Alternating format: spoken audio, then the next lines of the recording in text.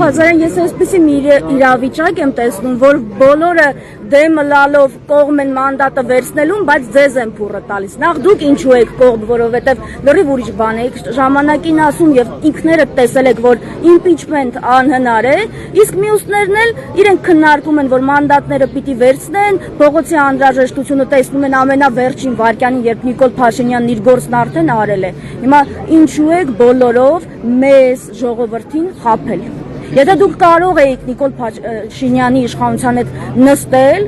միմյանց գործակալները անվանելով, բայց ժողովրդին ինչի իրար դեմ հանեցիք, ինչի տուժեցի ես, ինչի տուժեց ձերբակալված հասարակ քաղաքացին, ինչի տուժեց այն քաղաքացին, ում ասում էին քվետ ծախել ես, երբ որ խոսում են Սարդարապատային իրավիճակի մասին, ուղիղ եթեր ենք, այո։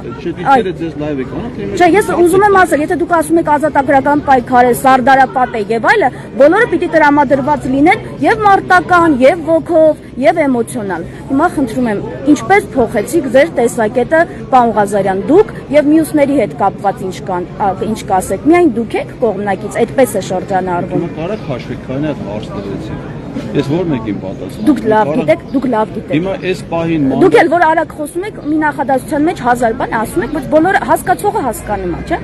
Վերջացավ մեր։ Հա, հիմա ասեք։ Հիմա եթե չեք թողելու խոսեմ, ինչ ասեմ։ Հիմա այս պահին մանդատների պաշտպան հարց չի քննարկվում, այս պահին մենք գտնվում ենք փողոցում։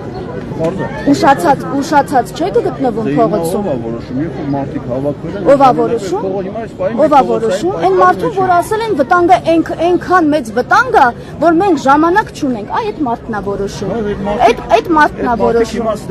Թե գնում եք ժողովրդի մոտ։ Այդ մարդիկ իմաստել են մեր հետ միասին, մենք հիմա Դե հիմա եթե էլի մարդ կգա, բոլորն ով որ ուզում է գալիս է, մենք հիմա այս պահին փողոցային պայքարի մեջ ենք, բողոքարկում ենք կենտրոնական ընտրական հանձնաժողովի որոշումը, այդ փուլում ենք եւ մանդատների հարց հիմա չի քննարկվում։ Դուք հավատում եք այս կենտրոնական ընտրական հանձնաժողովին։ Ենթադրենք գործը հասավ միջավ, չգիտեմ, երկրորդ փուլ։ Դուք հավատում եք, որ կկարողանաք Նիկոլ Փաշինյանին հեռացնել։ Մենք Նիկոլ Փաշինյանի իշխանության դեմ պայքարում ենք եւ այդ պայքարում կիրառում ենք բոլոր հնարավոր մեթոդները եւ դա ես ինքս դա անում եմ արդեն 6 տարի։ Հիմա էլ այս պահին ես գտնվում եմ փողոցում, սա փողոցային պայքարի ձև է, դրսևորում է եւ ես հազարավոր մարդկանց հետ միասին գտնվում եմ փողոցում եւ իրականացնում եմ փողոցային պայքար։ Այսօր մենք հանդիպեցինք հերթական անարդարությանը, կենտրոնական ընտրական հանձնաժողովի իմ կարծիքով ապօրինի որոշմանը։